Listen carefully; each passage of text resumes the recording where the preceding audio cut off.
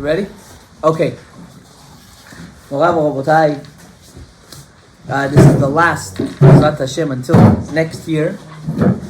If since it's recorded now, I don't need to always give the same Rashad. But we see that from what I said last year and this year, it's a bit different. Baruch Hashem. Very different. I was talking to one of my friends today. He said, "Yo, I don't know." I was like, "What happened?" He said, "He has a cash advance company."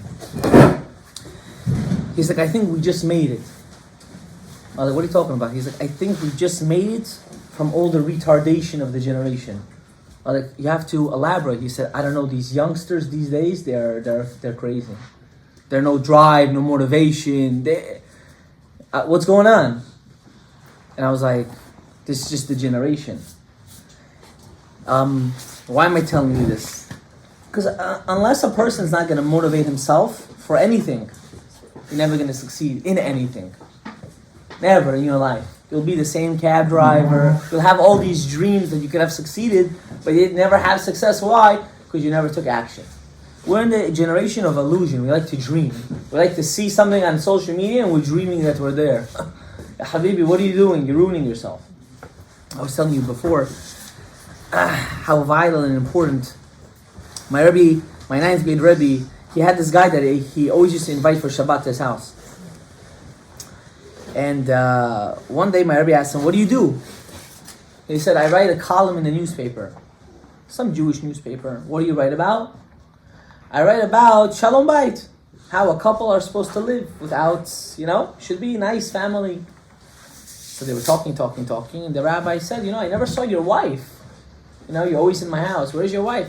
He's like, "I was never married." And the rabbi started laughing, like, "You were never married and you were writing a column in Shalom Bait? What?" Rabbi said, sometimes when we ask advice from people, it's just like that. We're asking people advice that have no clue on what you're going through. Bichlal, zero. And then you ask, how come your relationships are so messed up? Maybe you're asking the wrong people for advice. Maybe you're looking somewhere that you're not supposed to be looking. It can't be that you went out with 50 girls and all 50 are not normal. Or you went out with 50 guys and all 50 are not normal. It's impossible. It doesn't work this way.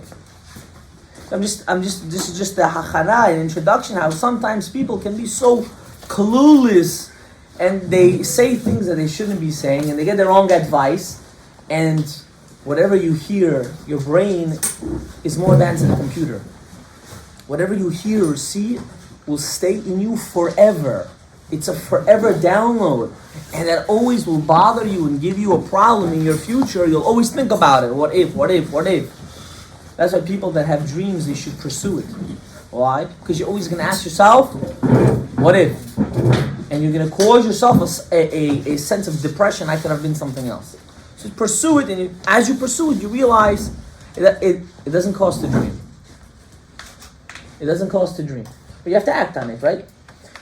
Before we every year I give a shiur before Purim. This year we can't do it because I thought we can't do it because this is the last class of the dating. I said I have to incorporate Purim into this. I must.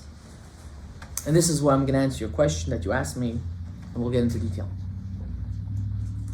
The Midrash says, the Gemara says actually, that all holidays will be a reshut, will be like a remembrance when Mashiach is going to come, but Purim is going to be like a chiyuv, an obligation still. We're still going to have to do it. How Pesach and Sukkot will be, we don't really know. Maybe we'll just have to eat a mat and say, like, remembering Pesach. But Purim, we're going to be obligated for men and women to go hear the Megillah twice. I had a Talmud one time. He said, "Rabbi, I heard it twice." He said, "Yeah? When?" He said, "No, Beit Gavriel. They were doing like factory. I heard it twice in one day." It doesn't go that way. It's here once in the morning and once at the night. Or lahefech, once in the night and once in the morning. You have to make sure to be... We are all obligated in this. Both men and women. This is where women's rights comes. Everyone screams for women's rights. Here, you're obligated for one thing that our men are obligated. Let's see you do it. Matanot le'evyonim, giving charity to poor people. It's a chiyuv, you have to give it. Find an almanah, go to your shul, find a rabbi that he can give it, and it's his responsibility to give it to a poor person. To give it to two poor people, lefachot, each poor person, They say $10, $15, but be generous, some people are really struggling. And mishloach manot. This is, someone one time asked me, what is the rarest mitzvah to do nowadays? And I told him mishloach manot. He said, what are you talking about? I said, if you think getting a whole big basket, right? I don't know. My wife is going crazy with this stuff right now. Big basket and decoration. Nowadays, we don't give mishloach manot gifts of food. We give them now like vases and baskets. She's already preparing. Maybe they're going to use it for something. I said, this is not mishloach manot. This is bodegi. This is something else, different category. This is not called mishloach manot. Mishloach manot is someone that you give him food, and you have to make sure you eat it. You should eat it. That's called you being yotzei yedei chova, your mitzvah. And it's also obligated for the woman. You have to give mishloach manot. Now, that doesn't mean if you're going out with someone, you give mishloach manot to him or to her. You're not yotzei like that. A man have to give it to men, and women have to give it to women. Rabbi say, be normal. Give gifts on other times. Remember, you got to give mishloach manot to a man, to a guy, to a friend. And you got to give it to a girl. Nothing wrong with that. How many mishloach manot? Whatever, 1, 2, it's a small side point, but you should give 2. I personally, this year, I told my, I don't know what you're doing. This is what I'm going to do. I'm going to make a small mana, small food, and I'll make the guys, since it's going to be hot in the morning, we do the Megillah. I'm going to cook eggs, I'm going to put nice bread, I'm going to put it and say, eat. Right? So I know I'm yotzei yedei chova. There's no point of doing this devonagi. Yeah, we also do that too because we have no choice. We're in the galut and everyone wants to show off. So we get this one, this alcohol, this, and will he ever open it? No, he'll open it and it'll be over of having chametz on Pesach, and that's another issue which we're not going to talk about now. But person, be smart. Don't look to show off. It's not worth it. Get a person two things to eat, usually a piece of bread and something else. You should be yotzei yedei chova da mitzvah. The point of mitzvah is not to show off. This is where we got lost in this galut. This specific generation, everything is to show off. They don't care about it. The guy doesn't wear tefillin every day, but he has to get the most expensive tefillin. Why? The guy doesn't keep almost anything, Rahman al-Islam. And now, he should keep it, and maybe it's a good chizuk, but is he doing it because he loves the mitzvah, or is he doing it just to show off? Or the guy comes with the most expensive etrog to shul. He doesn't even know how to shake it. He doesn't know how to shake it, and he says, oh, Rabbi, look what I bought. For what? You have to be indulged in the mitzvah. You have to know what you're doing. And this is what the Baal Shem Tov revealed. He revealed something. He said, don't just do. Understand what you're doing, right? Like before you're getting married, right? We're all here to find out how to get married. Get married to anyone, it's like saying. Go to the street. If there are plenty of women out there, you can find them that are looking for a husband. Say, don't worry, I'll take care of you. Come. Why will you never do that in your life? Because you're putting your life into it. You're investing yourself into this relationship. Same thing to Torah Mitzvot, you have to invest. What does that have to do with Purim? Baruch atah Adonai Eloheinu melech haolam she'akol niyah b'dvaro. Amen.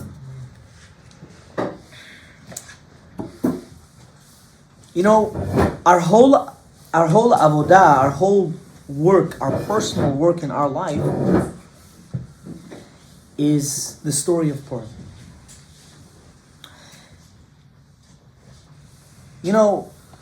Mordechai and Esther, their whole survival, if you learn the Megillah, like in depth with the Mefarshim, you'll see how the whole time through their journey they were seeking God.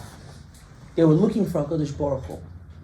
Even though God's name is not written one time in the Megillah, you'll never see it. It's not there. But they were seeking Him. When is God going to help me? Where am I going to find my salvation? The only way we'll have redemption in this last galut is when we seek it. If we don't seek it, we'll never have it. If we ourselves are not going to go out of our way to find the good in our own personal life, we'll never have good. Everyone will be not good for you. If I'm only looking at the negatives of a person and not the positives of the person. I was talking to someone called me yesterday, a guy called me yesterday, and he was telling me, I don't know, Rabbi, he gave me a whole list how he's in doubt and certain. I said, listen, before all these doubts and all this marash chora that you're throwing at me, can you tell me one positive thing about this person? You're going out with a person for already, I don't know, a couple days. One thing good, can you tell me that really, this one, wow, this might be the one. And he gave me a whole list. I said, now you have to evaluate. You cannot get a full package. Full package don't exist. It's only a mirror. When you look at the mirror, that's your only full package. It doesn't exist. And that's really what the Megillah is trying to teach us. And he asked me in the back, Chayev inish lebesume. The Gemara goes in depth. It says people have to get drunk, right? I'm going to elaborate really what that means. Women do not have to get drunk. Do not have to drink any alcohol. Lamaisa, I'll tell you something very scary. There was actually a small community that they decided that the men and women should start drinking. And Sisu v'simchu b'simchat Torah happened in that party, and some averot happened. Why? Because everyone decided to do it b'derech klipa, not b'derech tahara. So women do not have to drink. This is not something we even men don't have to drink. You don't. So why do we do it? Because we all know at the end of the day the story of Purim, everything is orchestrated by HaKadosh Baruch Hu. At the end of the day, you see how HaKadosh Baruch Hu made the whole thing be able to happen. The whole thing. Unbelievable. So what is this that you have to drink into the level that you say blesses Haman and curses Mordechai? You have to reach a level of saying that really everything comes from who? From God. The more we curse our struggles in our life, the more we complain, the more we're pushing God further and further and further. We don't even realize this in our own personal lives. So what's the whole alcohol? The alcohol is to take out that emotion that you have at that moment, which you cannot express yourself. You can't express how everything is from HaKadosh Baruch Hu. You can't. You're not on that level. You're not in that mental state of mind to do that. So the Chachamim said, drink a little bit alcohol, and that feeling that you have inside of such a happiness of devotion to HaKadosh Baruch Hu will come out of you. That's why the rabbis say to drink.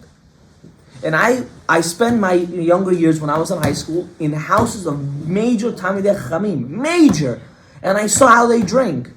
They drank nonstop, but when they reached the point of, that's it. If I have one more, it's either I'm not gonna feel good or I'm gonna be too intoxicated. They stopped. They put the cup down and they didn't drink anymore. They didn't drink. So this whole demonagi that you think you have, we have to go and throw up now and be disgusting and do a chilul Hashem and not feel good the next day and Shushan Purim and you can't put on tefillin in the morning because you're so hungover, there's no mitzvah on that.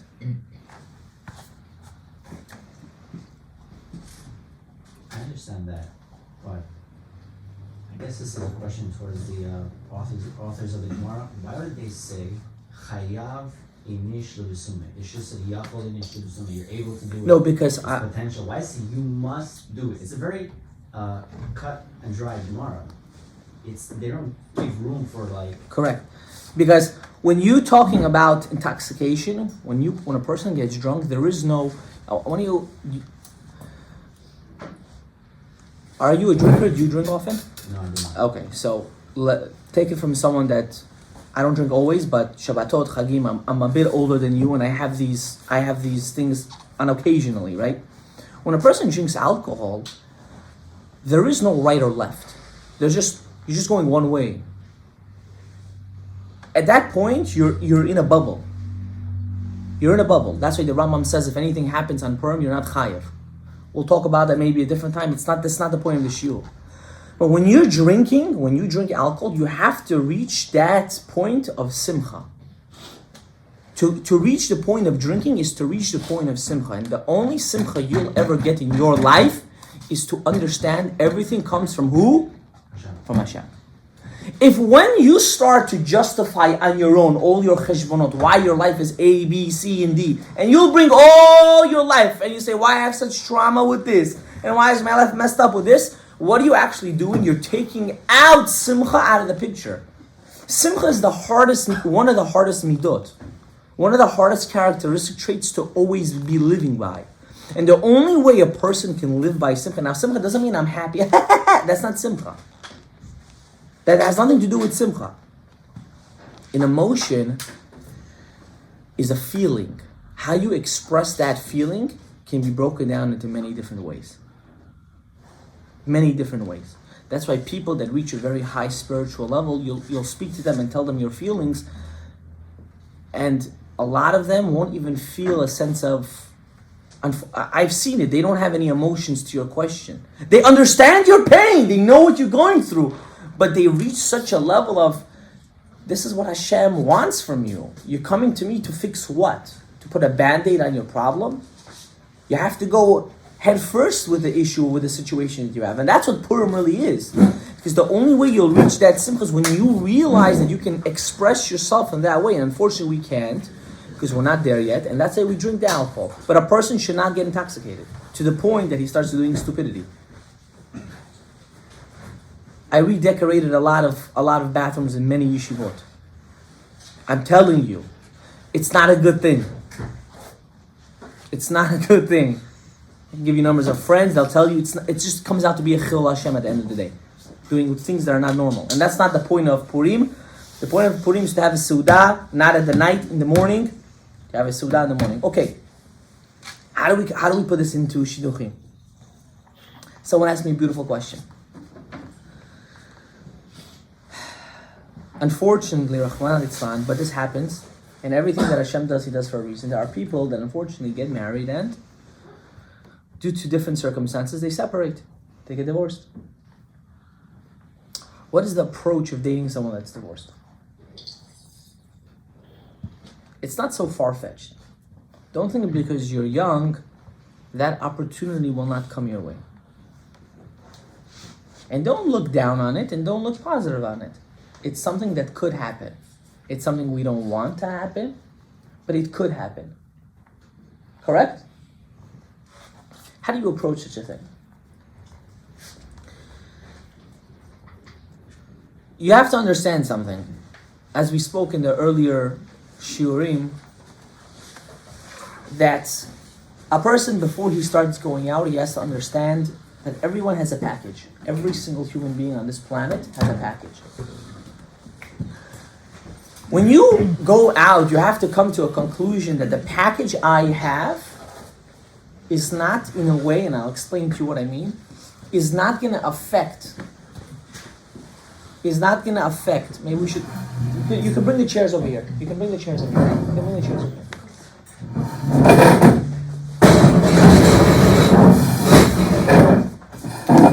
It's not going to affect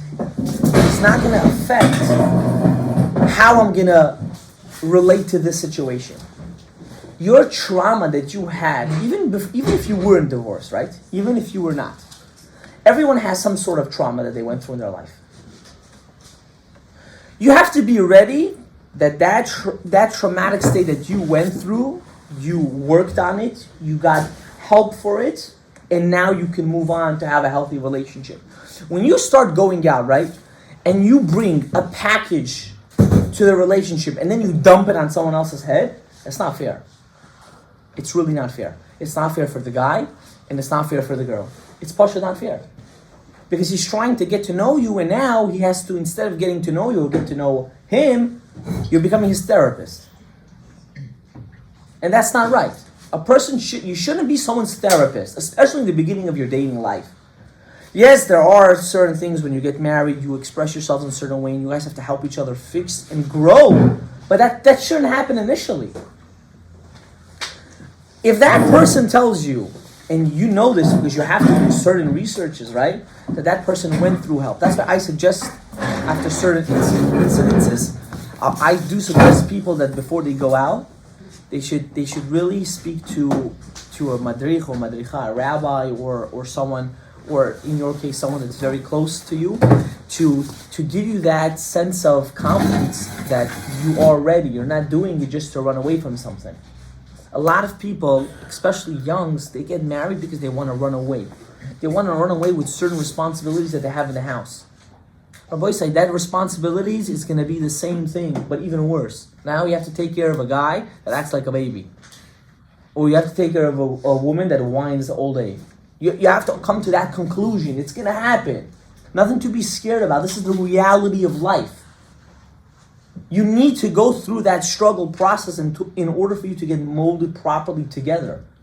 But it doesn't mean I have to now come with a whole luggage and say, oh, fix all my past problems, with all the other 1,000 relationships that I have, Rahman, it's not God forbid 1,000, but with all the problems and all the trauma that I had with my parents and all of this problem and my friends, and I got abused and I got this and I got that, and the guy say, yeah, Habibi, what's going on over here? We're supposed to be falling in love, and now I feel like I'm a therapist. That's the problem. And a person usually, when he's going out, he can detect it. And what's the problem? This is where another question that someone asked me, and I'm going to address it because it falls right into it.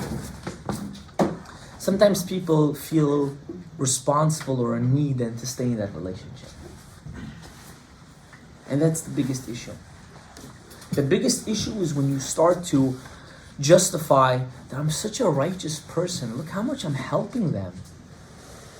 Wow. I'm going to open up a social media and talk to the world how much I'm helping everyone. Are you crazy? You're not helping anyone. You're just destroying. First of all, you're not fit to help. You don't know what you're doing. Second of all, you're putting yourself in a pit that's going to be almost impossible. It's going to be very hard to get out of it.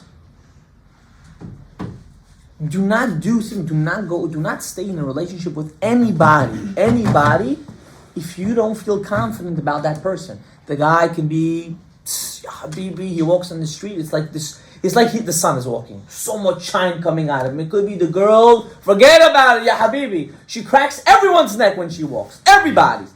Doesn't make a difference. This stuff, all this that you mitlahev about will pass. It will pass, Shlomo Melech says. It will pass. The beauty will go away. It will start fading. The guy's nice charm will start fading. It all will fade. And then what are you going to be left with? Only the luggage, the package. And then you're stuck.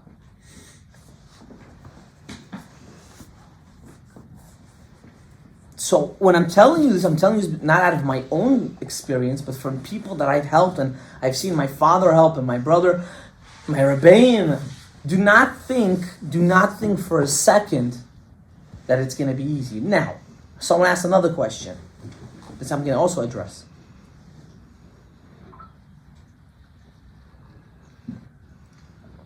Now that I am married to such a person, I'm married. What do I do? I know this is not a marriage class, but you should know something.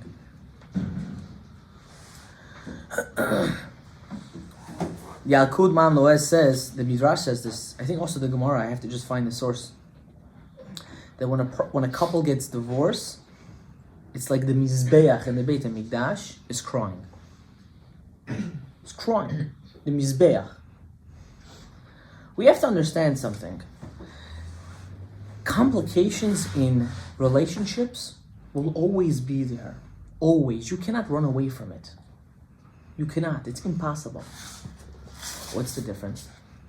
When a person lives on a spiritual lifestyle, he starts to understand that when the person is getting tochacha, he's getting rebuked by his spouse, or there's an argument, that specific tochacha, that specific rebuke that he's getting is for him to become a better person.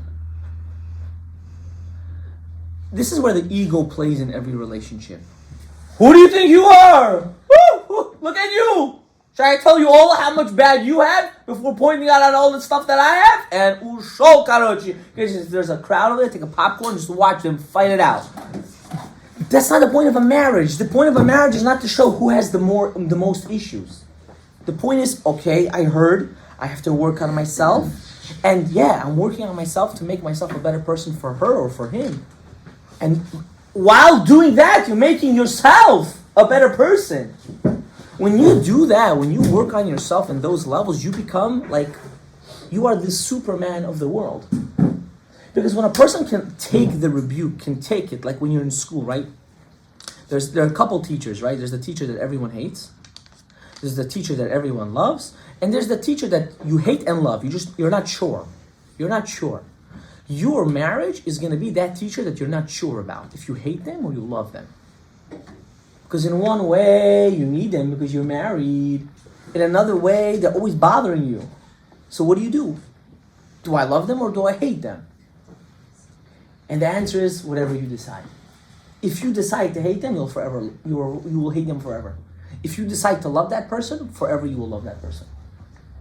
It depends, am I willing to work on myself or I'm not willing to work on myself? So you have to come with that understanding as well, that don't think you get married, so man, everything is good, it's all nice, everything's...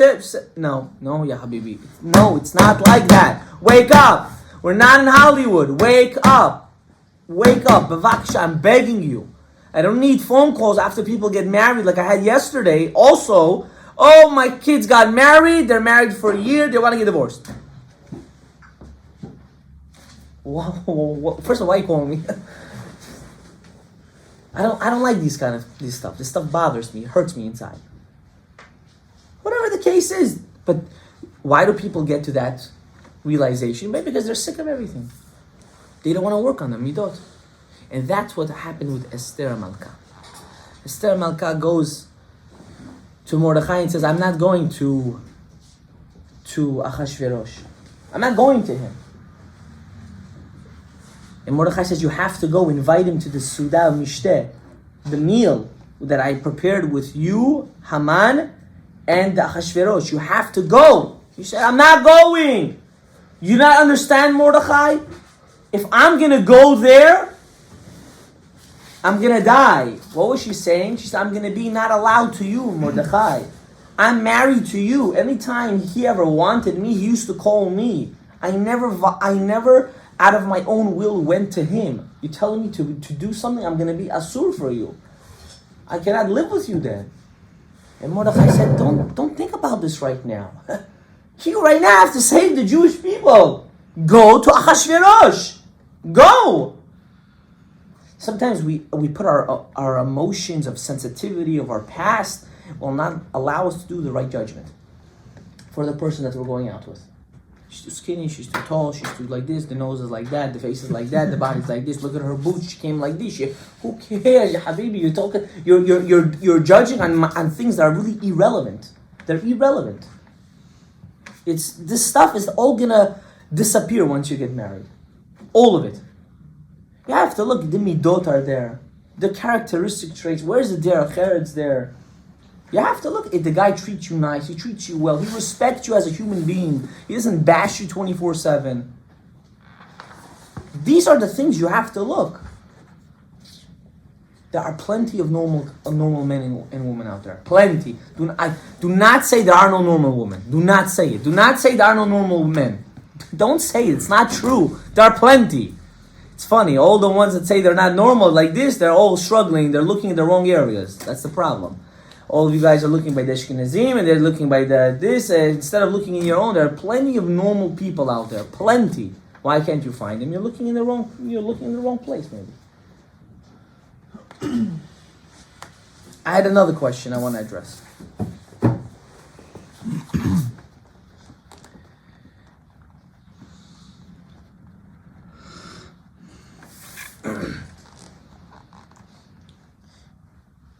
Can a man or a woman be pushy to get engaged or to get married? But I say this happens to almost everybody. Almost in every relationship, there's always that one person that's pushy. And that's a very, very big issue. A person should not be pushy to get married or to get engaged. Why? Because when a person gets into a marriage in that state of mind, that they're not, whatever the reason might be, it's really irrelevant. If they feel that they're not mentally ready, I'm not saying physically, you're never physically ready. If you're not mentally ready, you cannot push them, you cannot force it. There's not a quota. Rabbi said, getting married is not a quota. There's not an age, and there's not how long you have to date, none of that. Yes, we say we prefer a certain amount of things, certain amount of dates, certain amount of how much times you should speak to each other. We all say that because we're scared that the guy's going to blow up or the girl, and they're going to do shtiyot eventually. That's why we're scared. That's why the rabbi said there's a certain level, how much and how what. Until before you start touching by mistake, and before you know it, it's the end of the story.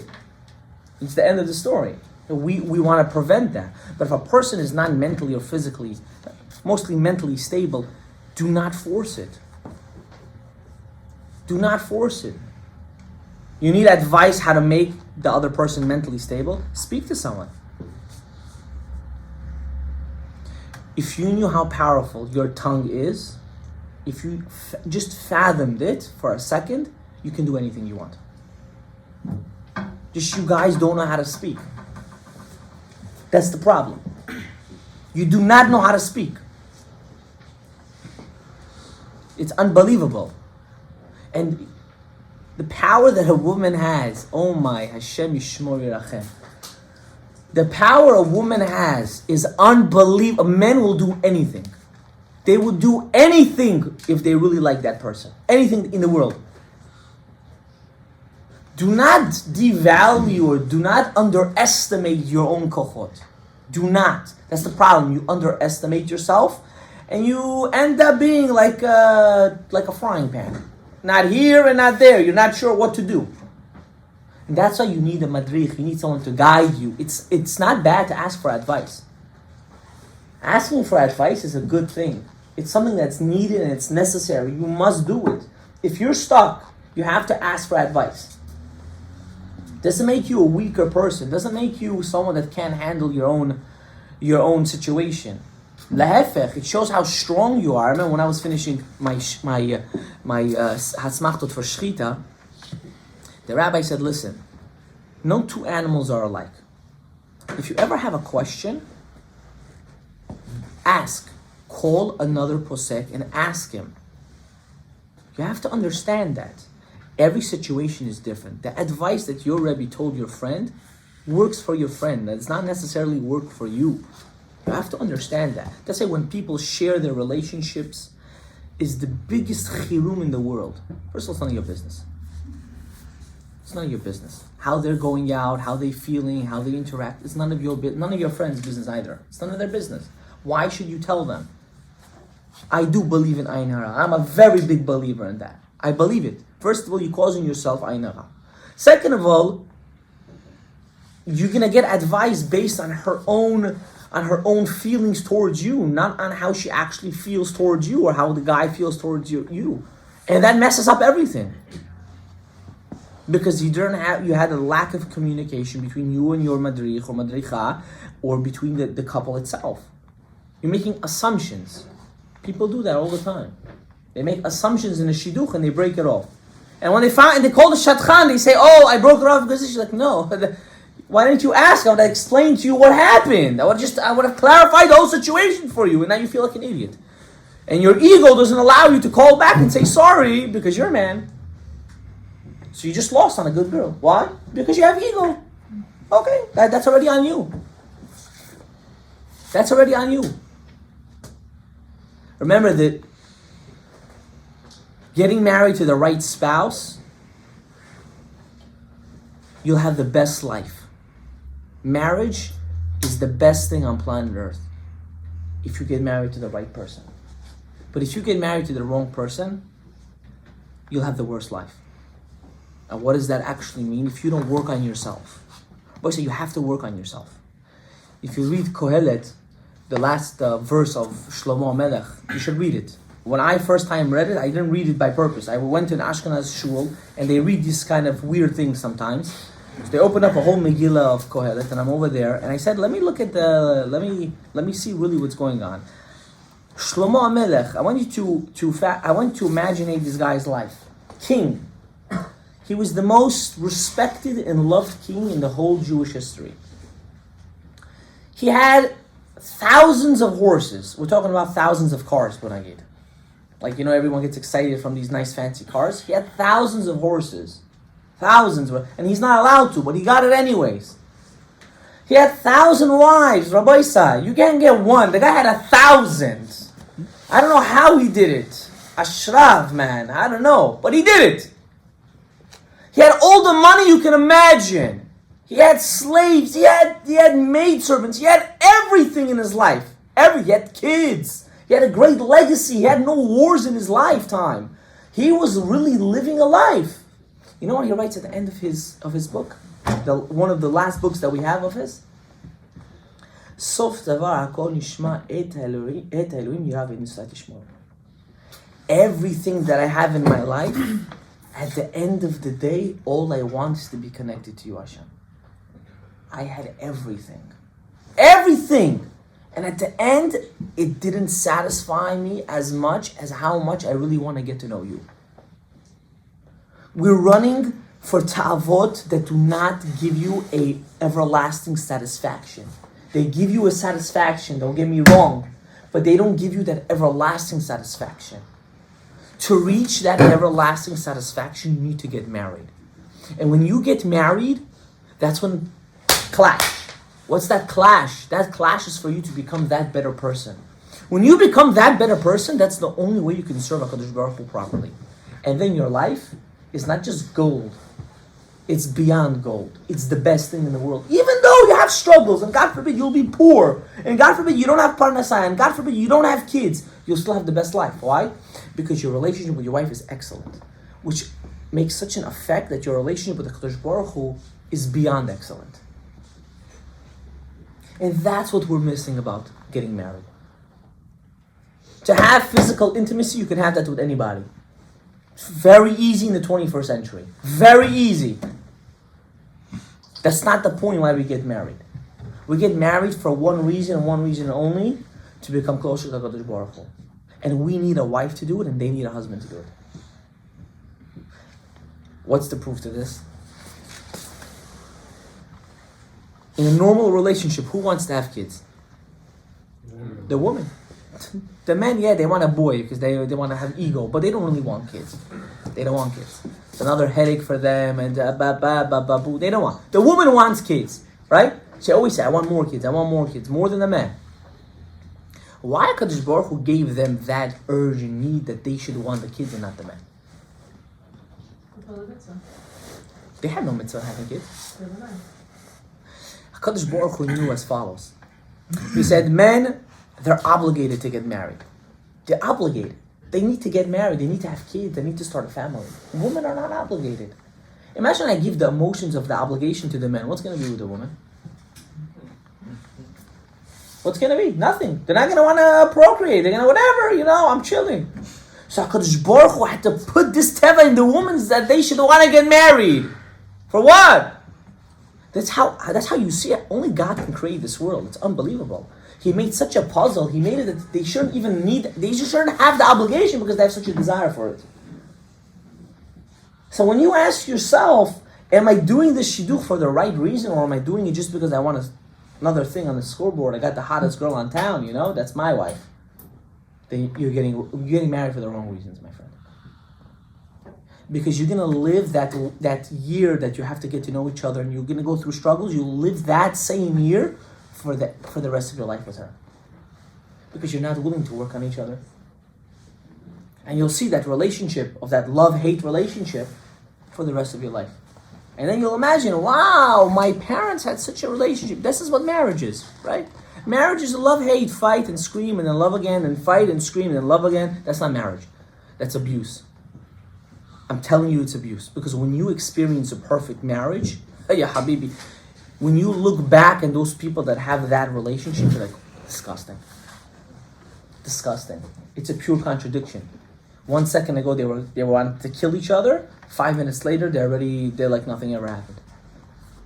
That's normal for the first couple of years, but not when you're 40, 50, 60. When you're married for 25 years, why you still have that relationship with your spouse? You wanna know why? Because you never worked on your midot. You never took the tochacha that they gave to you and said, I'm gonna work on it. Instead, you had that ego. You had that ego. So in order, before you get married, you have to understand, I'm willing to take all the heat. I'm willing to take the heat. If you're not going to take the heat, you're not going to get baked.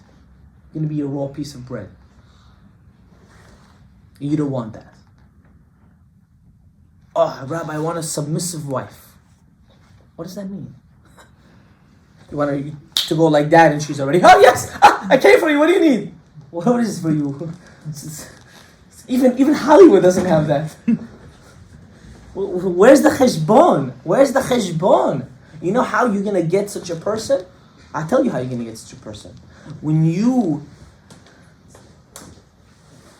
When you make your whole life revolved around that person and she knows that and she feels that, I promise to you, she'll be more submissive than you can imagine. But if she knows she's getting mentally and physically abused by you, she will never, ever in her life be submissive to you. Ever. Ever. Because when you revolve, you're not being whipped. That's not called being whipped. I never said that. People think, oh, if you give too much to the woman, you're whipped. No, ya habibi, it's your obligation to take care of her, to feed her, to clothe her, and to make sure she has all of her needs. But at the same time, you have to understand, if you don't revolve your life, you have to understand, you're getting married, you have to revolve your life around this human being. People don't understand this. They get married, after 3 months, they're instead of being home at night with their wife, they're chilling with their friends. They act like old men. They're in the banya, they're in the shashlik house. Yo, what are you doing? What are you doing? What are you, 80 years old? What's to you to the banya at 9 o'clock, 10 o'clock at night? I want to hang out with the boys. No! You have a young wife. Go home. Go home. Hang out with her. What are you doing? People they cannot register this. I don't know why. This generation, mamash. I'm getting lost over here. You guys are crazy. It's unbelievable. It's also by the woman. I'm sorry. I know married women that go chill in bars with other guys and girls there. You're married, matosa. It's safek if you can even return back to your husband. What are you doing? And you guys are laughing, but I see this every day. You have phone calls. Rabbi, my wife was chilling until 2 o'clock over here. With who? With what? You can never know. You guys are laughing. I'll tell you a true story. Want to hear a true story? I heard this story. I was crying because it hurt me so bad. There was this firm lady.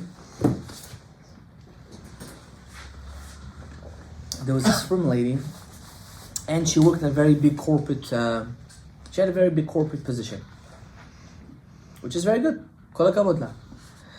And she had to go to this corporate New Year party.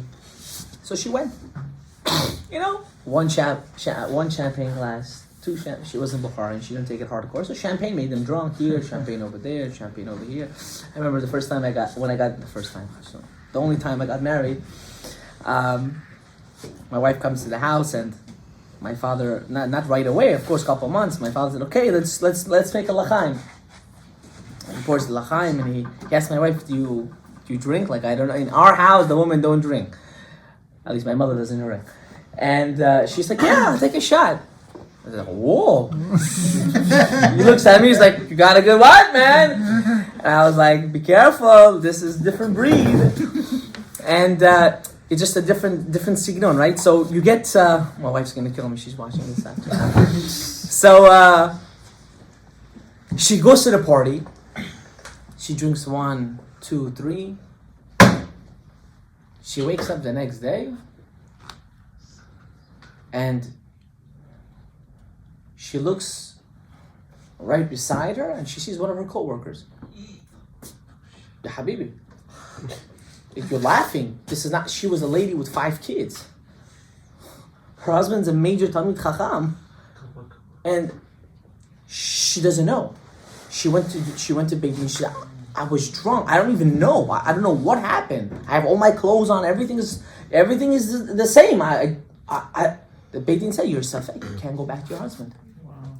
You can't go. You have to get a get. Do you understand? Boys, sometimes we do things and we don't think. We think, oh, we'll hurt the spouse or we'll make him jealous. This is ditki sad for you. This is. I don't understand women or men like this. You're gonna hurt your spouse or you're gonna do something to piss them off. You dumb. You in first grade. Be the bigger human being. This is what happens when you don't have a Rav that's involved in the situation. You need it. People don't understand. You need someone involved. To guide, to do it properly. It's your first time getting married. Even if it's your second time. That means the first one didn't work out either. You need someone to help you, to guide you, to show you the right way, to give you the right advice. If you're scared that you're going to ask advice from a rabbi that lives in a cave, okay, I understand, but there are many down-to-earth people that are very religiously orthodox, but very mentally open-minded, that can properly guide you to the right derech. And we don't do it. Why? Because we have an ego problem. Both in the man and in the woman's way. We both have an ego issue. And you have to drop the ego. You have to drop it. Does anyone have any questions until now? Besides you? Anyone? No one? Wow. Means I'm not doing a good job. Go, ask now. Okay. I had another question that I got. This is the last question that I got. So after this, if you have nothing else to ask, then I guess we're done.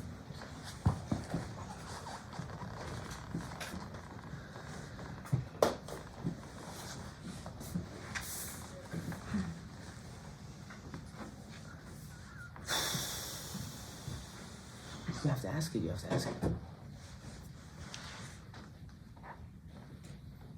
Person that's going out. And unfortunately, Rahman al-Islam, there are certain things that, for example, let's say someone had a past. I really don't want to get into this topic. I don't even know why I'm recording, but I'm going to record it because my wife told me record everything this time. Last shiur we closed it. She said everything. Okay. Person has a past. Where do you draw the line? Whoa. Always repeat with that question. 1 second. 1 second. Eliezer, take it easy. Do I need to define it? Oh, Hashem Yerachem. Now, I want to explain something to you. The greatest gift that Kadosh Baruch Hu gave to mankind was something called Zman. Time. The reason why he created time was for one reason and one reason only. For the concept of Teshuvah. If there wouldn't be a sense of time, there would be no concept of Teshuvah. Because Teshuvah actually means Tashuvah, to return back to HaKadosh Baruch Hu. If I don't have a sense of time, that means what am I returning to? There's nothing to return. Because there's no time. So we have to understand that fact. Now, for everyone, a past means something else. I don't want to be too graphic, but let's hope you understand first base, second base, third base, and home run. Do you understand that? No. Okay, he doesn't understand.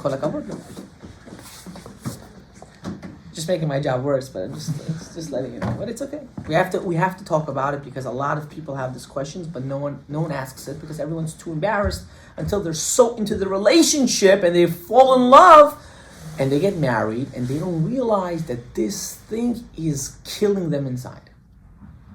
People don't understand this. So we have to address it.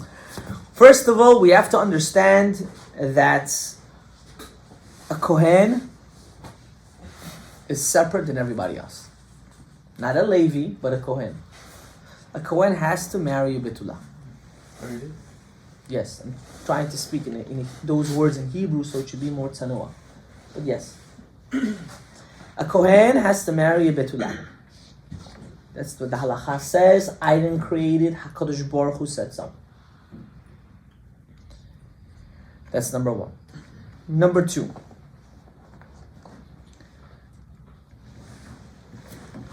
A person has to know, this is a self-conscious feeling that you have to have to yourself. There is no any direct right yes or no answer to this. This is something that you have to make a decision on your own.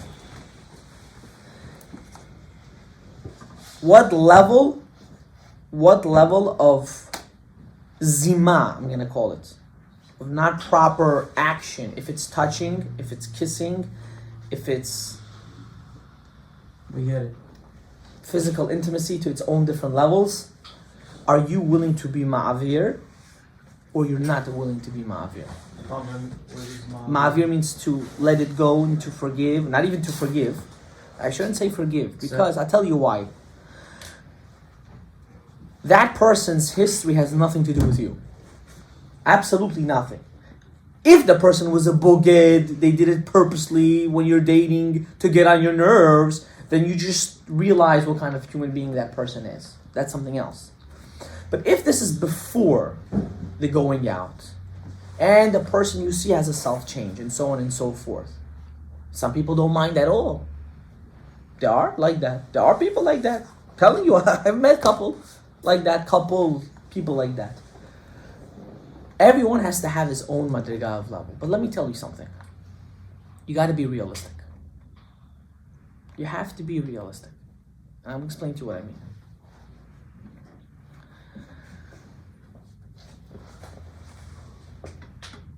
Do not do a judgment only on the basis of what other people will tell you. You have to do the judgment of how you're gonna feel when you go home. It goes both ways, Rabbi Sai. For guys and girls, doesn't make a difference.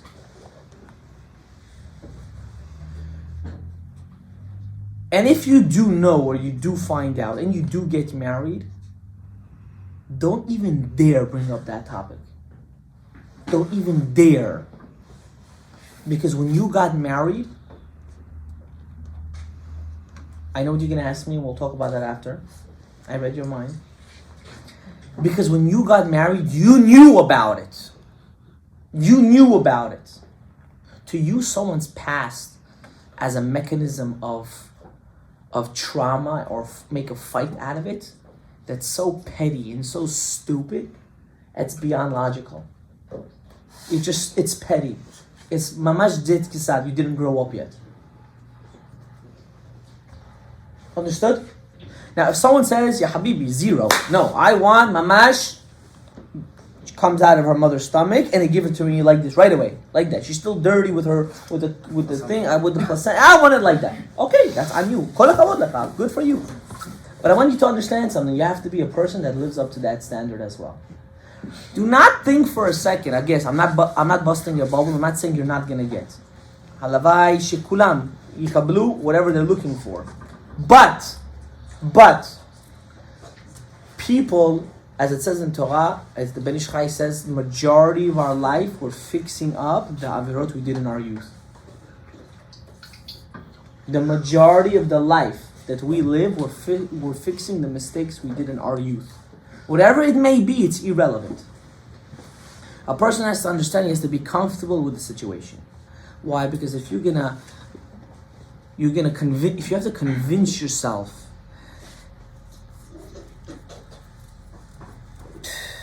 and you get married,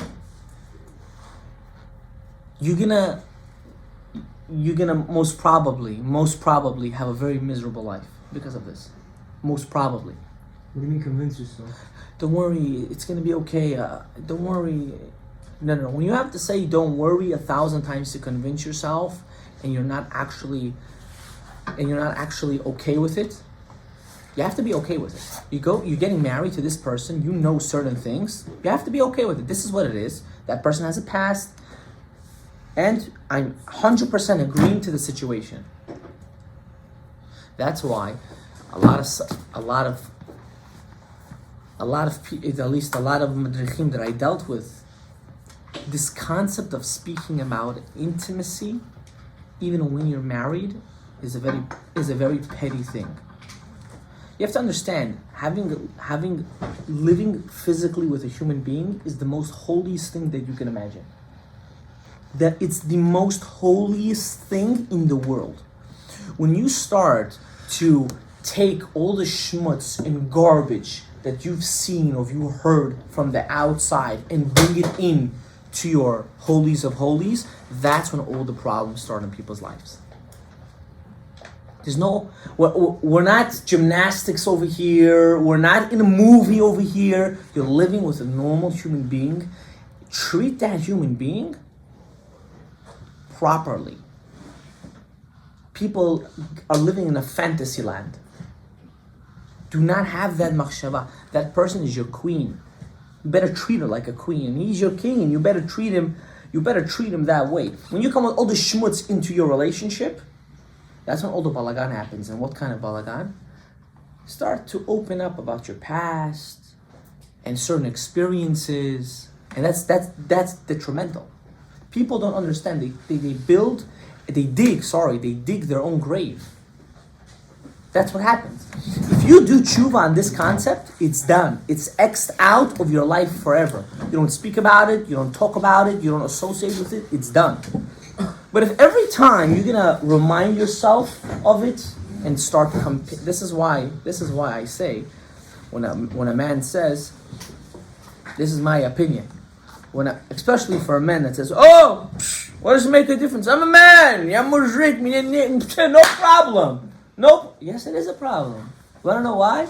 It might not be a physical problem for you, but it'll be an emotional problem forever. Forever. The comparing and the imaginations that's going to go to your brain will forever haunt you. Unless you do total teshuvah and you never bring up that topic to anyone. Not to your friends, not to your classmates, not to your wife, not to your kids. It never happened. Zero. That's called building on your self-esteem, and everything else doesn't matter. And it's a big problem by women. A lot of times women like to express themselves to their friends after marriage, and they say stupid things that they shouldn't be saying. Like, what is it to your friends? What is it to your family? No shaykhis, bichlal. What are you doing? This is a holy thing. We don't talk about these kind of things. And that's why the halakha goes into many details. How, what, where, and all these circumstances. Why? Because it's extremely, extremely holy. You're doing Maaseh Bereshit. You're doing what God did. You're creating life. That's what HaKadosh Baruch Hu did. He gave you that power. And instead of keeping it in a sanctum, and you can tell a family that's kadosh between a family that's filthy. Look at their kids in a couple of years. Look at those kids. I guarantee it to you. Look how those kids are getting raised. Are they getting raised with morals, with derech eretz, with discipline? Or, hefker, you can do whatever you want. Yeah, we're religious, yeah. Kiddush, the wife's over there talking, son's over there talking. This is not religious. This has nothing to do with Torah mitzvot. This is called, I'm showing myself outside. You have to understand, we don't even touch about getting married, what really marriage is, and what things you should be looking for. I remember when I just got married, I made a chok in my house. I told this to my wife, and unfortunately, one time I even fought with one of my parents. Not fought, but I explained to them, this is certain things in my house that I want. During Kiddush, no one's in the kitchen. No one. You forgot to make a salad, you'll do it after Kiddush. I don't care. I don't care. Kiddush, everyone's on the table. Hamotzi lechem, everyone's on the table. Rabbi, it's such a petty thing. No, I tell you why. It teaches you morals in the house. People don't understand this. The woman's not a dog. Your sisters are not horses.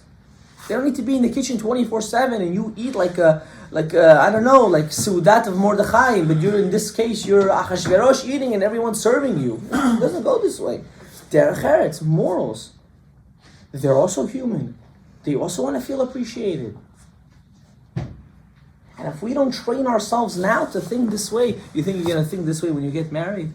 Hey, you're funny. You're not. You're not going to change when you get married. You change before you get married.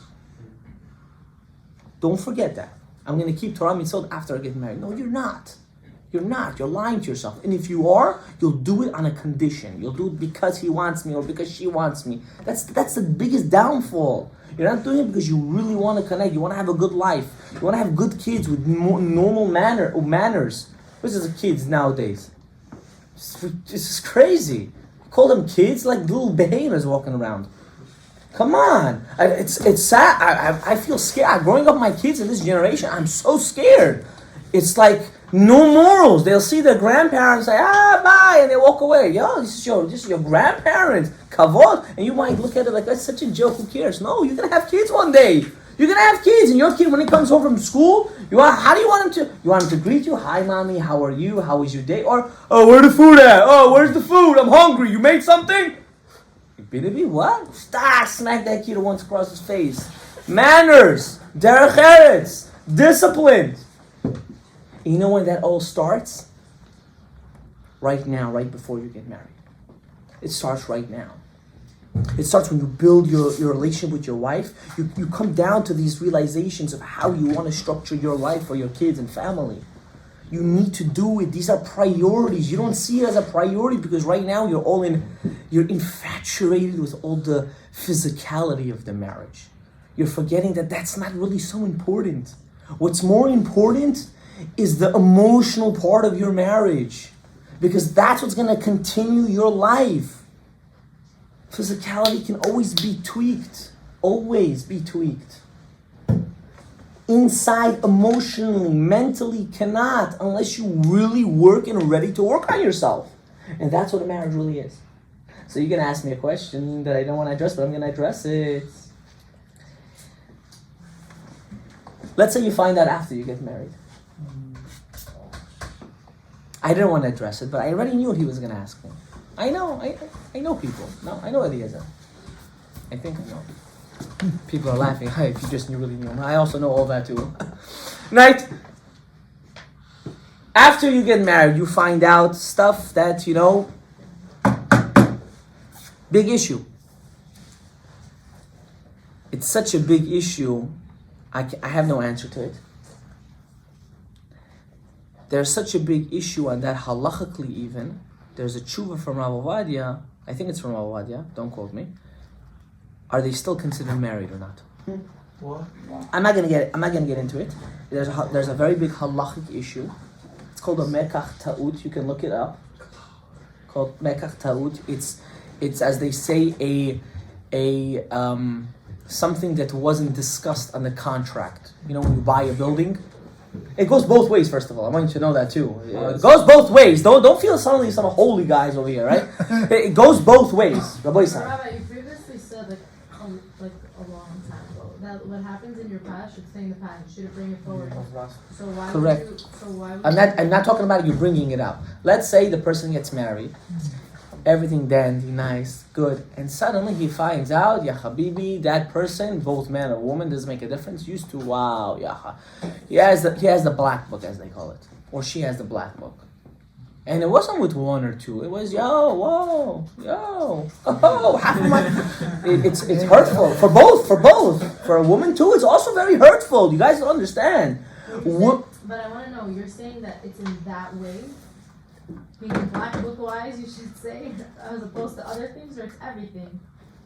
It depends how the person, halachically it's talking about mamash maaseh, about actual physical intimacy, halachically. Everything else, first, second, third base is shtiyot. But halachically it's talking about that, which is very, very big deal. To the halach, it goes and says it could be a breach of contract, as they say, and that's why the wedding might not really be valid. Now, halacha, you have to ask a dayan and a posek. I'm not a dayan and a posek for these aspects. At all not. But I'm telling you that Bonagit, such a thing did happen. God forbid, not on anyone. You have to, first of all, as soon as you find out, you have to run to who? To your Rebbe. You must. Or to your madricha. You must. Why? I tell you why. Because sometimes people think if they're going to confront the person, they're going to feel more superior. Why didn't you tell me? No. That's not necessarily the smartest thing to do. It's not. You run to someone that you can talk to and is going to give you proper advice. And you should know something. 99.9% of the people that end up in that situation, and I know people that ended up in that situation, no. When they got the right mental health in the beginning, they said, we're very happy we stayed married. Because it never came out of her mouth, and it never came out of my mouth, and for all we know, it could all been just full of lies. Even though if you have proof, everything is over here. One second, let me finish. You understand? Don't just judge people on the actions that they did. Rather judge them for the actions that they're doing right now as well. A person that can throw all that, right, and start a life, and commit, and be loyal, which is the most important thing. That's something you have to understand, that doesn't come out, that's not so easy to find. I know it could be hurtful. I know it can also be sometimes detrimental to a person, but you have to live in the reality of the world. You have to ask yourself, before I married her, did I really feel that I can have a nice, beautiful family with that girl or not?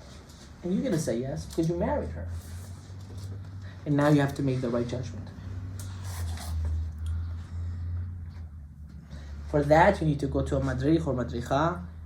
And so I had a case like that actually once. I'm not going to say what the outcome was. But, Baruch Hashem, he worked on himself, she worked on herself, and everything worked out for the best at the end of the day. Does a person need to be open about it in the dates? Calm down, it's not so simple. It's not so simple. First of all, what are you going to say on a date? You just be open. Be open? Yeah. How many guys you work with? Or that's open? I'm just asking. I mean, you just tell them later on, after you keep dating them. What do you tell them? Oh, I have a past? Yeah. You gotta do your research on that. I'm going to be honest with you. I don't think that question should ever be brought up. I'll tell you why. I'll tell you why. I'll tell you why. No. Two things. If it comes out during the dating process, that means she or he is not ashamed, and that could be a red flag. And if it doesn't come out, that means that person totally wiped it out of their life and they don't want to bring it up. Do you hear what I just told you? If a person, at the end it comes out. It comes out. When does it come out? When the person wants the other person to know. It will come out. When the person will say it himself. My Rebbe has a story, he told me, it happened to one of his nephews, I think, or one of his family members. The guy got married to the girl, he married the girl, he's a Kohen. And through her Asgavor, how she was talking to him, he realized that she's not a Betula.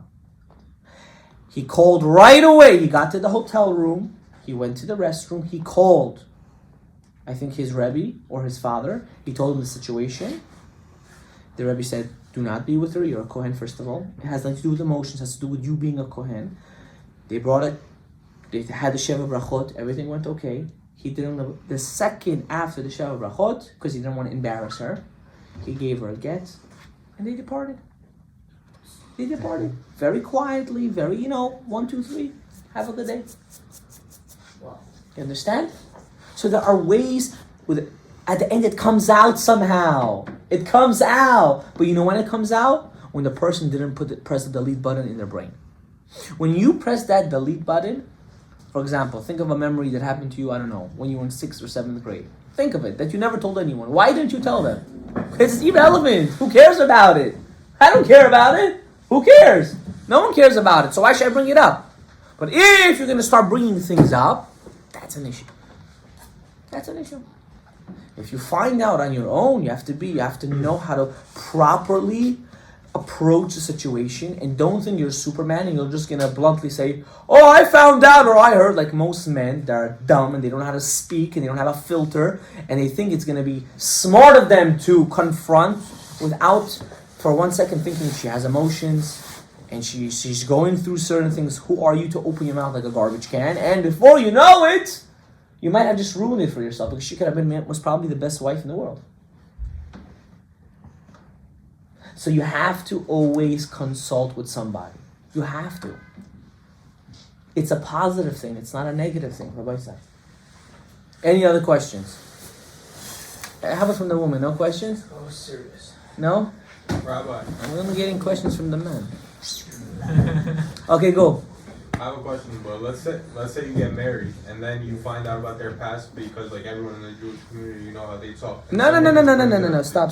Don't say that. It's not in the Jewish community. It's in the community that likes to talk. It's not the community that doesn't like to talk. Don't say that, please. Okay, go ahead now. So I was gonna say, you know how people talk, and I was just gonna say, what if the husband finds out just by like one of his friends that knew?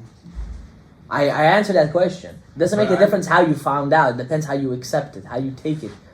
What are your what are your standards on such a case? And you're already married, you have to right away discuss it with someone that's more professional than you, because right now you're making a irrational decision, right? You'll just do something without even thinking, tak, tak, tak, and before you know, you might have ruined it for yourself. People will forever talk. Forever. Forever. You have to know how to confront the situation. Answered? What's your question? Though this is a dating series, I have a question on Shana Rishona. But I was told by a few people that preferably, or should be, or that you, when you get married, you and your wife should be Shana Rishona by yourselves for the whole year. Are there any exceptions to this rule in terms of inviting? Okay. Well, one second. First of all, this is not the right question for the right thing, but I'll answer you. There is such a thing in the Torah that a man that just got married doesn't go to war. That's how we know Shana Rishona from. We know it because the pasuk says a man that just got married, if he's within his first year of his marriage, should go back home to his wife. That's what it says. Why? Because you're in your first year of marriage, you have to be very much physically and emotionally connected to the other person. More emotionally than physically. People don't know this, they think it's the exact opposite. So the rabbis came with a certain situation. Rav Chaim Kanievsky says now it's 5 years. He doesn't say it's 1 year, but we're going to put that aside for now. That a man has to spend an excessive amount of time with his spouse. Now, that doesn't mean now you're glued to each other. This is what the problem is. You know, we fall under this misconception that now it's Shana Rishona, we also have to do things that are things that we wouldn't do together. If it's, I don't know, whatever it is, every family is different. Shana Rishona means that you will give her more time mentally at night. Mentally. That means you talk more, you discuss more. You get to know each other more. You understand? Should you excommunicate yourself from your family? Listen, to each his own. Listen, I'm not going to answer that question. Did I do that? Absolutely not. Do I think it's a good idea? For some, yes. For some, no. I'm not here. We're not an Ashkenaz culture. I think we're forgetting something. We're forgetting that we're Sfaradim and we're Bukhari. That's even more. And I heard. I'm going to finish with this. Does anyone know Eli Stefansky? You know that guy, the Daf Yomi guy? Of course. Okay, well, calm down. You're getting too excited. Okay. He's doing Masechet Nazir, tractate about Nazirs. Nazirs are people that devote themselves in a more spiritual level. They're as holy as the Kohen Gadol, as a Kohen. Just to let you know, and anyone can reach that. Also, women can also be Nazirs. We do not practice this nowadays, but there are some that do. It's called Nazir Shimshon. So he brought to his lecture someone called Rav Turjuman. Relax, I knew Rav Turjuman before he brought him, and I have his books in my house. Really? Yes, if you come to my house, I'll show it to you. That he also republished books that were out of print for 500 years. I have those books in my house. Extremely difficult to learn. Not very old. Who, Rav Turjuman? He's not old, but he's not young too. He's in the 40s, I think. He's in his mid-age. And I also almost one time met him. I was in Israel. I went to meet him. Okay, doesn't make a difference. I asked him this question, and when I heard this, he said it's spot on. Matok midvash. After speaking, this is when he brought him to the shiur itself, not to the... He looks at him. He said, "What sect are you with?" So, like, do you follow this rabbi? That, like, what? Not follow which rabbi? What sect are you? More Hasidic? Are you Breslev? Are you Lubavitch? Are you a Litvak? You know. So Rav Turjuman looks at him, and it was so beautiful how he said it. He said, "I'm Sephardi." He said, "I'm not in a box." I don't think you understood what I just told you. Ashkenazim they love to live in a box. If you leave their box, you're already out of that community. Sfaradim never had such a concept. The guy's a Jew. He's Mechalel Shabbat. He's not Mechalel Shabbat. He's still a Yid. How can I not have him? So when he answered this question, I got such goosebumps. It was on this Sunday. I was lying down. And my wife was also there. She heard it. And she was like, beautiful words. Rabbi Sai, we don't live in a box. We accept everybody. I'm proud to say I'm a Sephardi Jew. I'm proud to say I'm Bukharian because it's hard to be Sephardi. It's even harder to be a Bukharian Jew. I'm proud of it. You want to know why? Because I don't live in a box. I accept and love every single human being. And when people ask me how you do that, I said because I wasn't raised to fit in a box. I was raised to break the box. And that's what we're forgetting. We think a marriage is a box. Rabbi say it's not a box. It's not a box. Get that out of your brain. You have to create your own atmosphere. We're humans for a reason. We're not animals. Animals, when you take them out of their habitat, they're prone to die. We're humans because we can adapt to the habitats around us. And that's what we shouldn't forget. We shouldn't forget this thing, that we are not in a box. If your Shana Rishon is a bit different than others. You know what someone told me? My Rebbe told me this. I'm always saying I'm gonna finish. I'm sorry. If anyone that needs to leave can leave. My Rebbe told me, he said, by us, the Ashkenazim, the man lives next to who? Does anyone know? The father. Next to the wife's family. By the Ashkenazim.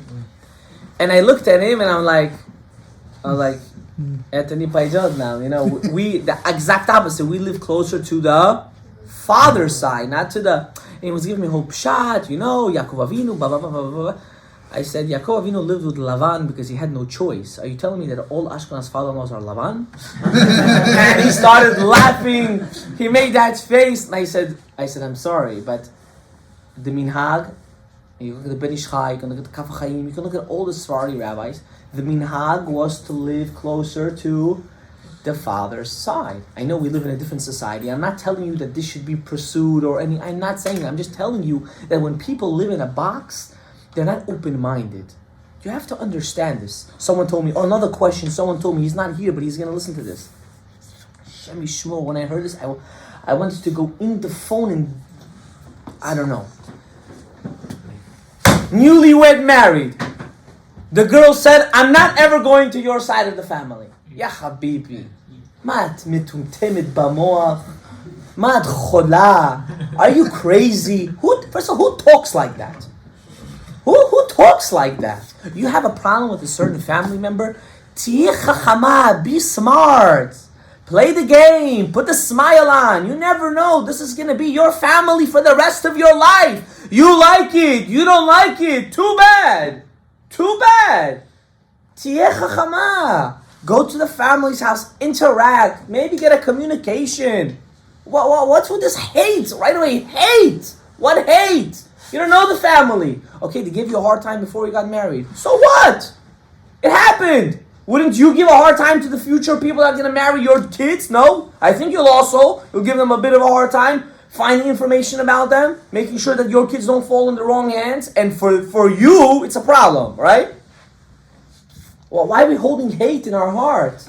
You're getting married to that side of the family. You have to understand there are certain traditions by us. If it's Shabbat here, Shabbat there. You ask me, right? You ask me to excommunicate yourself and go all 1 year, not invite anyone, don't go to anyone's house and all this stuff. Listen, you want to live like that? Do whatever you want. Enjoy yourself. But if you want to have a sense of family, a sense of surrounding yourself with goodness, I always suggest to associate your life with your family. Now, with that, I have one disclaimer. What's my one disclaimer? Your parents don't need to know every single thing that happens in your personal life. I want you to understand this. I know there are going to be parents that will be listening, but I'm going to tell you this straightforward. Majority of divorces are the cause are their own parents. You do not need to know every detail in the house. Whatever happens in the couple's house stays with the couple. They fought, they killed each other, they're beating each other, whatever the case is, they're getting mentally abused. It happens and it stays in the house. No one has to know this information. You have an issue, you go get help. But once you say it one time to your mother, or once you say it one time to whoever you say it, that person will never in their life look at your spouse properly. Ever! Anytime that person's gonna come, it'll be 50 years later. Your mother-in-law, your father-in-law could be 120 years. They'll be in the bed, dying for the last breath. Even though they'll see you, they'll smile at you, and in their heart they'll hate you. Those issues, those arguments, those situations you have, you keep it to yourself. And that's how you work on yourselves to have a better life. When you decide to express yourself, right? You're an expressive, you're a bubbly kind of person, and you express yourself to the world, express yourself to the toilet. Go to the toilet, speak to the water, then flush. That's the way you have to take your emotions and let it go. Let it go. Because when you go with that and you go to your future in-laws house and you go with that hate, I want to show that I don't care about anything. What are you doing? What the heck are you doing, lady or guy? What are you doing? Why do they have to know this? It's none of their business. You have issues in your head, go get help. But don't now show how much you're so upset. Don't do that. Be smart before making this decision who you're going to marry. Because this person should be there for the rest of your life. Does the girls have any questions? Anything? Something? No? Oh. This is a little bit about the previous topic you were saying. I'm just curious. You said you can't ask, you can't bring it up. So what if about the past? Yeah. So if you can't ask, you can't bring it up. How do you expect to find out? Why do you need to find out? Because you said for a Kohen it's important. True. The only issue is by a Kohen, and the Kohen doesn't ask, shouldn't really ask her. If you go through a Shadchan, you have to find out from a Shadchan. You have to. It's not, usually when people get set up with Kohanim, at least even in the not from world, especially by the Sfaradim, they somewhat know. Someone tells them. But what was the point of me telling you this? When a person specifically says it, like, oh yeah, I have a past, and you know that they're not over it yet because they're bringing it up. Oh no, she is over it. She's so open about it. No. That's new society garbage. That's what new society teaches everyone. It's not true. When you can bring up the topic and put it on the table very freely, that's a very big issue. That's a huge issue.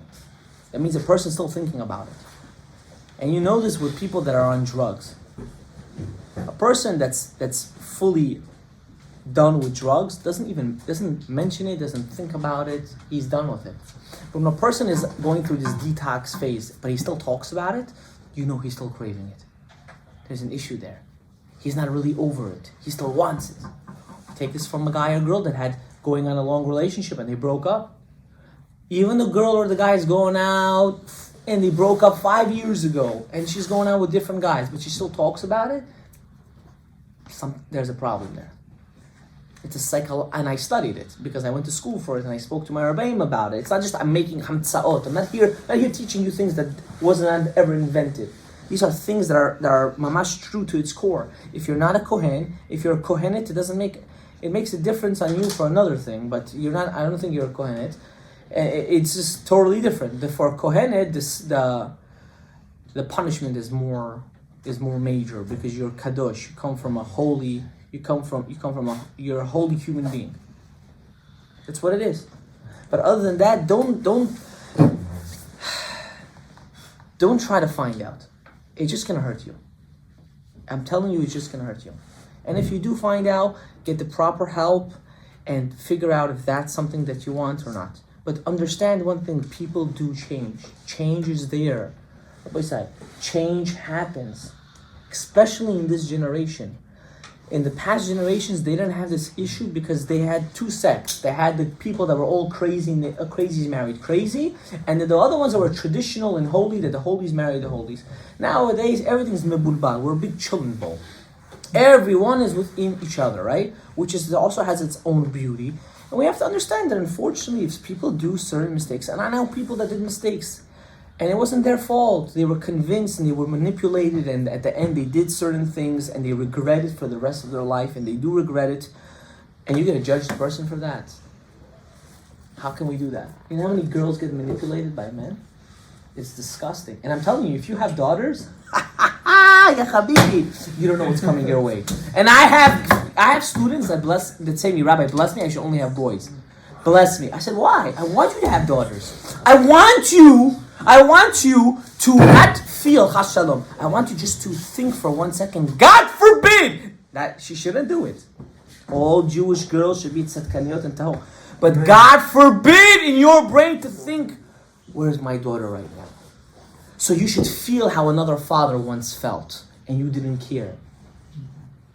It hurts, right? Some of you are shaking now. I love it. It's delicious to me. Yeah, I love it. You want to know why? Vaisai haulam galgal. What goes up must come down, ya habibi. How do we know that? Gravity. How do we know that? I'll tell you how we know that. When Avraham Avinu passed away, what did Yaakov Avinu prepare? Lentils. Why lentils? Round. Because it's round, to give chizuk to his own father. Don't worry, haulam galgal. What must be created must be one day destroyed. You have to understand, not gravity. Hashem. Gravity. He's a chacham balad. He went to college. Chacham balad. You understand? So everybody say, any other questions? Yes, please. Women have the same regulations, like if she's about Kohen? No. No. Unless you're marrying a Kohen. If you're marrying a Kohen, then yes. What was your question? Her question was, there's a girl that's a Kohenet. Her father's a Kohen. Does she have to be as machmir as her brother has to? And the answer is no. Unless she's marrying a Kohen. That's it? Are there halachot? Yes, there are halachot. And if you want, I will send you a link. There are major halachot on this. There's a whole track. So many masechtot. I'll give you a small story. Like Yehuda, when he found out Tamar was pregnant, what did he say? What was her punishment? Srefa. Take her out, let's burn her. Whoa. Why are we burning women here? What's going on over here? Well, why are we burning women? We shouldn't burn them. What did they do wrong? What happened? Who was her father? Who was her grandfather? She came from the bloodline of Shem, straight Shem.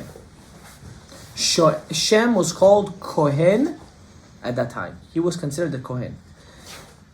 When he found out his daughter-in-law was with another man, not knowing that it was him, so everyone reads the story of Yehuda and Tamar, they think Yehuda was some pervert. He was, unfortunately, I'm going to say it in the camera, he was some horny guy, and he was looking for some nice, beautiful woman and said, yo, what's up, let's go do it. That wasn't Yehuda. Take that out of, we're talking about the bloodline of David HaMelech, Rabbi Yisrael. People think these stories of the Avot, they were perverts. They were not perverts. Rabbi Yisrael, any guy that says, I want to have more than one wife, you know who convinced Avraham Avinu to get married to a second wife? His wife. You know who who was forced to marry two sisters? Yaakov Avinu. You know who forced him to marry the other two? His wives. You don't hear stories of Tanaim and Moraim willingly marrying more women. This is something that it's an Islamic it's an Islamic thing that they're putting in society, which I'm not saying it's right or wrong. I'm not saying it. I'm saying when a man comes to that understanding, oh, yeah, I want to have more than one wife, yeah, blah, blah, all this garbage that they're saying, relax yourself. Master one wife. Like this is what I always tell people. Marry one wife that should act like 10 wives, then marry 10 wives that don't even act like one wife. If you can do that, you're on a good horse. If you can't do that, you're done. So don't look to marry more women. Instead, marry that one woman, treat her properly, and she'll treat you like you have 10 women. And I'm not joking with you. This is a fact. Any other questions? No? Done? Go ask. You better ask now because How should a couple establish emotional intimacy? Okay, wait 1 second. This is a different topic. 1 second. I know what you're gonna say. Okay. One second. I understand what you're getting. Any other questions? Dating? No? Okay, close the camera. Have a good day, everyone.